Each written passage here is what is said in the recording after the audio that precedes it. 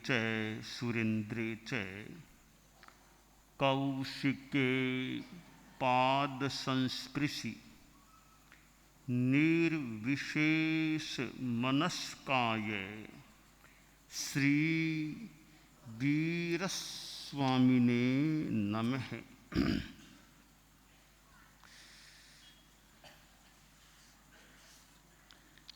भगवई विआह पन्नति भगवती सूत्र विशालतम आगम 32 आगमों में और अंग आगमों में यह 5वें नंबर पर आने वाला है। 5वीं संख्या में यूं आता है, विभिन्न विषयों का वर्णन इस आगम में हुआ है और यह एक वॉल्यूम मेरे हाथ में है। इसमें अनुवाद तो है ही नहीं, मूल जो प्राकृत के पाठ का वॉल्यूम है वो है, यानी इसमें टिप्पण अनुवाद संस्कृत छाया वो संस्करण नहीं है। टेक्स्ट वाला यह एक वॉल्यूम है जिसमें भगवई विआह पन्नति आगम है। और मानो कि एक पवित्र वाणियाँ कह दें, ज्ञान की वाणियाँ कह दें, तत्व वाणियाँ कह दें, इस आगम में हमें प्राप्त होती हैं, जहाँ संयम की बात, चारित्र की बात, तप की बात और कितने कथानक कह दें, घटना प्रसंग कह दें, वे इसमें वर्णित है। और गौतम स्वामी का नाम तो कितनी बार इसमें आ गया है, भगवम महावीरे महावीरे कितनी बार आ गया है। पता नहीं एक माला पूरी हो जाए, इस पूरे आगम को पढ़े तो गोइमा गोइमा गोइमा, शायद एक माला से कोई ज़्यादा हो जाएंगे, कितने हो जाएंगे। भगवं महावीरे महावीरे कितने बार नाम आता है। और ऐसे आगम का और भी हमारे आगम हैं और ग्रंथ भी हैं। स्वाध्याय होता है, आगम का ज़्यादा महत्व मैं मानता हूँ। और भी ग्रंथ ज्ञानदाता हो सकते हैं, सूत्र है, आगम है, उसका थोड़ा विशेष महत्व है। तो इस चतुर्मास में भगवती सूत्र के आधार पर कुछ व्याख्या करने का, कुछ बताने का मैंने प्रयास किया। कालूगणी प्रवर ने भी किसी किसी चतुर्मास में भगवती सूत्र भी उन्होंने बांचा था, ऐसा इतिहास में मिलता है। तो यह भगवती सूत्र, इसमें जो बातें हैं उन पर मनन हो, चिंतन हो, श्रावक कैसा इसका प्रशिक्षण भी, दिशा निर्देशन भी इस आगम से प्राप्त हो सकता है।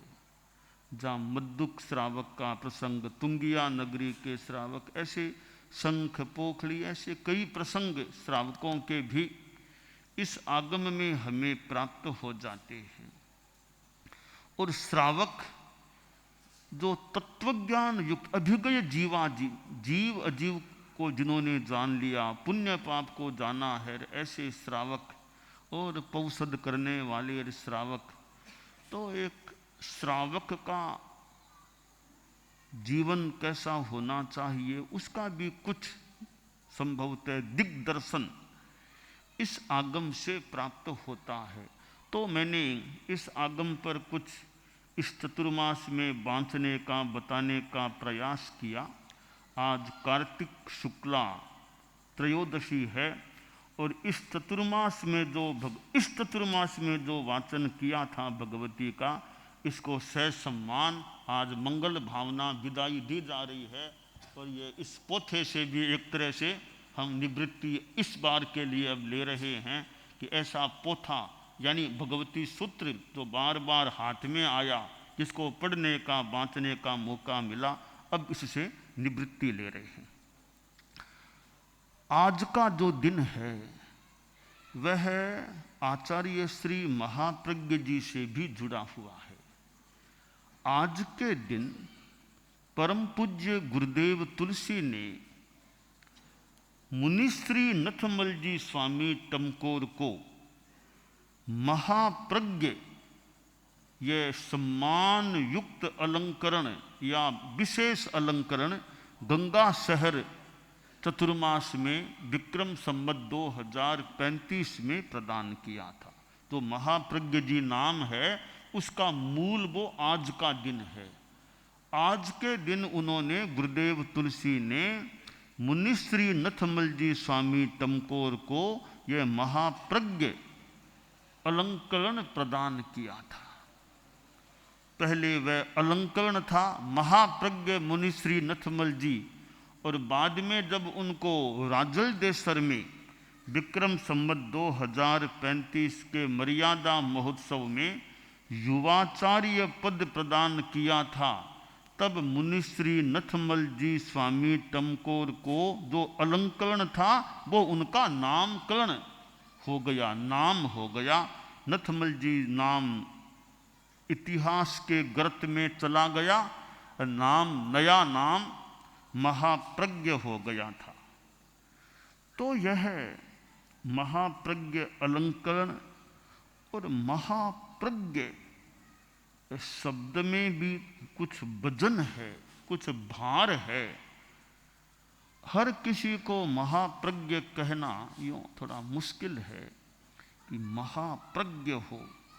महाश्चासौ प्रज्ञश्च या महती अस्ति प्रज्ञा यस्य स महाप्रज्ञ है। तो महाप्रज्ञ बड़े व्यक्ति के लिए यूं प्रयोग में लिया गया शब्द है, और गुरुदेव तुलसी ने अपने सुशिष्य विद्वान शिष्य, मेधावी कह दें, विद्वान कह दें, और एक साधना युक्त भी, ऐसे सुशिष्य के लिए महाप्रज्ञ अलंकरण उन्होंने अर्पित किया, प्रदान किया, और फिर वो अलंकरण ही उनका नामकरण हो गया।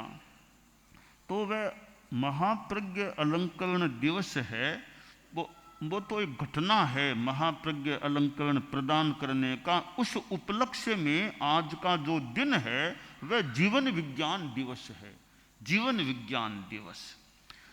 तो प्रज्ञा जो प्रतिभा या कुछ ज्ञान के साथ जुड़ा हुआ शब्द है, इधर विद्या संस्थान जहाँ ज्ञान की आराधना होती है, और जीवन विज्ञान जो हमारे धर्म संघ का एक गैर सांप्रदायिक कार्यक्रम है, जो वैसे विद्या जगत शिक्षा जगत से जुड़ा हुआ कार्यक्रम है, और अणुव्रत प्रेक्षा ध्यान जीवन विज्ञान, ये तीन हमारे जो कार्यक्रम हैं ये व्यापक स्तर के हैं।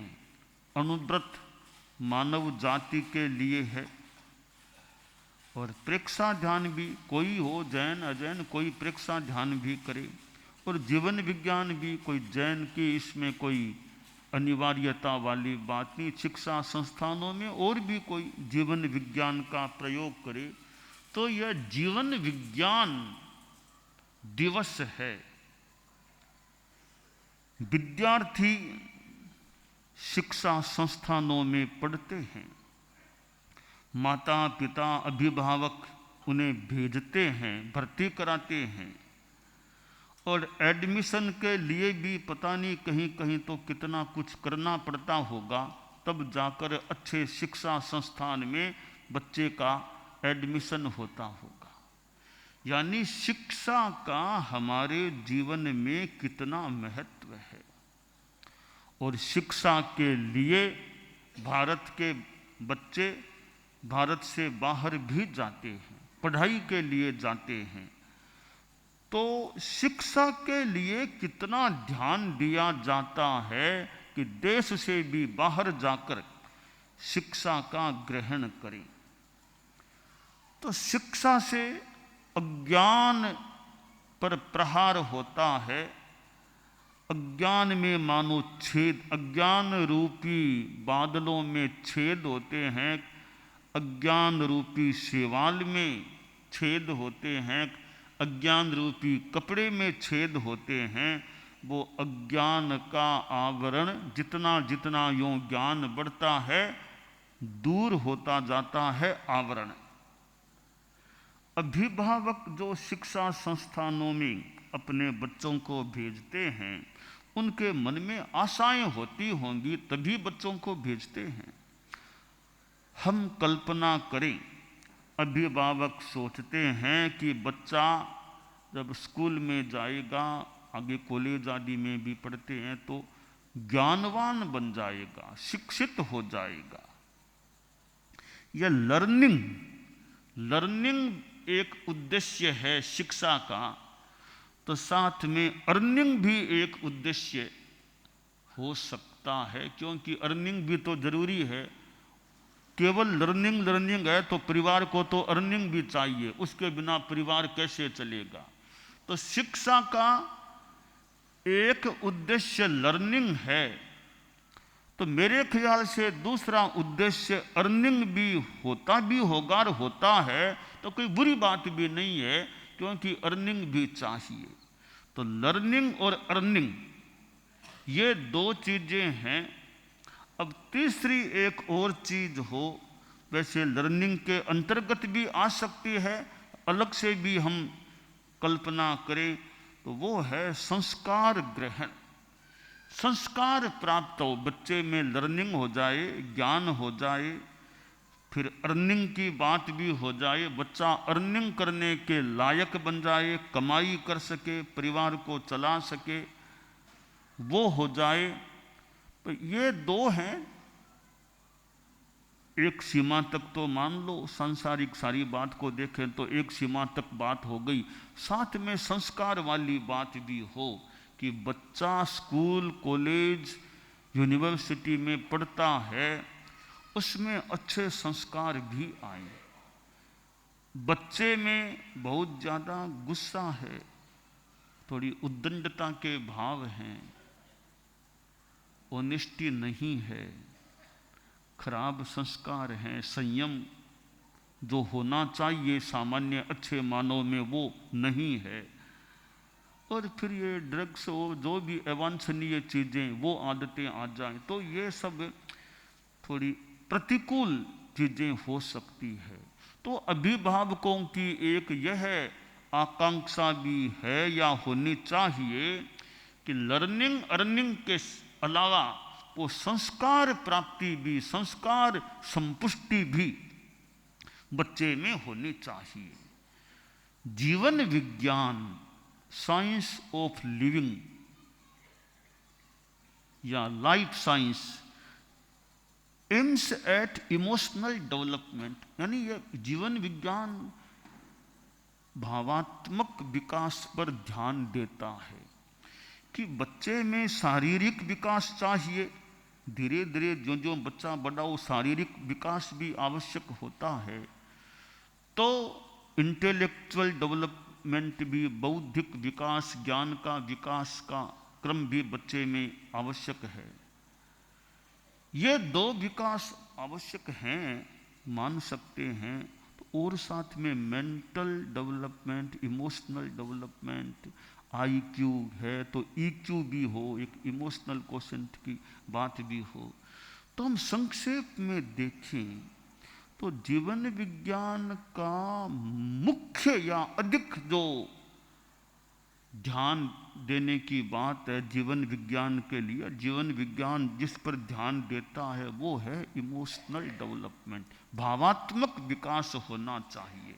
मेंटल इमोशनल को मोटा मोटी एक कर लें तो वो विकास भी होना चाहिए कि एक विद्यार्थी बच्चा अपने गुस्से पर कंट्रोल कर सके, वरना माँ बाप के सामने कुछ भी बोल दिया, बड़ों के सामने कुछ भी बोल दिया, हाथ उठा लिया, तो बच्चे में गुस्से पर भी कंट्रोल होना चाहिए। जो जो थोड़ा बड़ा हो अच्छे संस्कार आने चाहिए, वो व्यवहार कैसा करता है, उसमें शिष्टाचार किस प्रकार का है, वो सब ये बातें भी गुड मैनर्स बच्चे में हैं या नहीं हैं, वो बड़ों के साथ कैसे बोले, साथियों के साथ कैसे रहे, बहुत ऊंचे लोगों के साथ कैसा व्यवहार करे, और उसके कसाय कैसे मंद हो। एक कसाय मंदता की बात आ जाए कि गुस्सा ज़्यादा नहीं, अहंकार थोड़ा बहुत तो मान लो हो, ज़्यादा नहीं हो, या छलना वंचना धोखाधड़ी बेईमानी ये चीज़ें विशेष न हो, लोभ अति मात्रा में न हो, तो जीवन विज्ञान का एक सार मैं यह मान रहा हूं कि कसाय मंदता के संस्कार विद्यार्थियों में उभर जाए।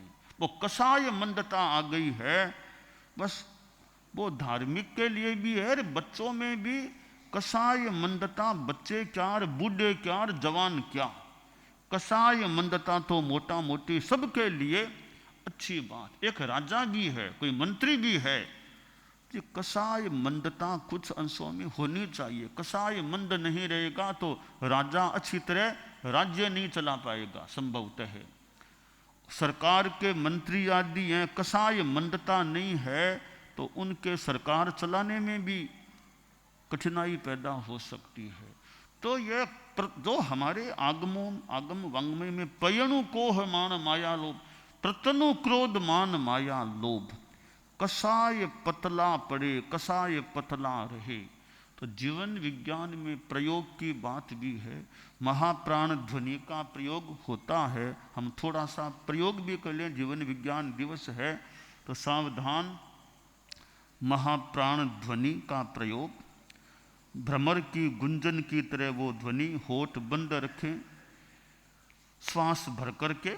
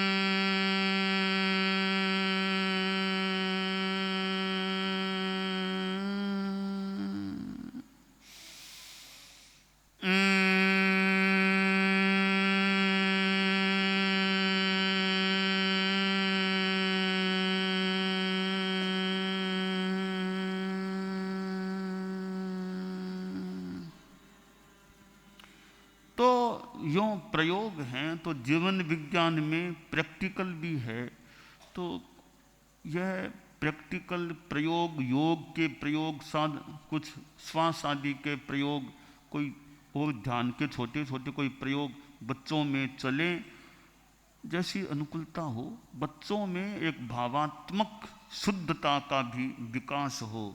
तो आचार्य श्री महाप्रज्ञ जी, जिनका महाप्रज्ञ नाम है, उस नाम का मानो आधार का दिन वो आज का है। आज के दिन उनको यह महाप्रज्ञ अलंकरण परम पूजनीय उनके गुरु और हमारे भी गुरु आचार्य श्री तुलसी ने प्रदान किया था।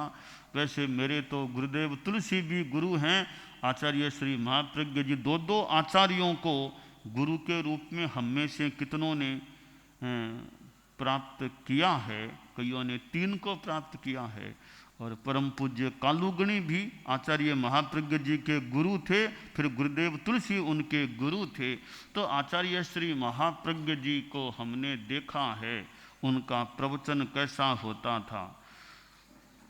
पूज्यवर महाप्रज्ञ भगवान, पूज्यवर महा प्रवचन में चातुर्य खरा था, प्रवचन में चिंतन में चातुर्य वाणी में माधुर्य भरा था,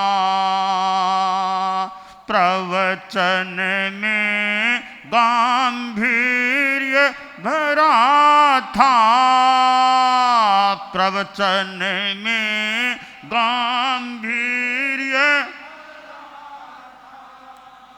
कैसे तो में रखा सुरक्षित, कैसे तो में रखा सुरक्षित, सुन सकते मतिमान। पूज्यवर महाप्रज्ञ भगवान, पूज्यवर महाप्रज्ञ, तव चरणों में सतत समर्पित, तव चरणों में सतत समर्पित, श्रद्धामय सम्मान। पूज्यवर महाप्रज्ञ भगवान, पूज्यवर महाप्रज्ञ। तो यह आज का जीवन विज्ञान दिवस और महाप्रज्ञ अलंकरण प्रदान का दिन और नाम जीवन विज्ञान दिवस। तो जीवन विज्ञान से भी अच्छी प्रेरणा, अच्छा पथ दर्शन प्राप्त हो। मंगल कामना।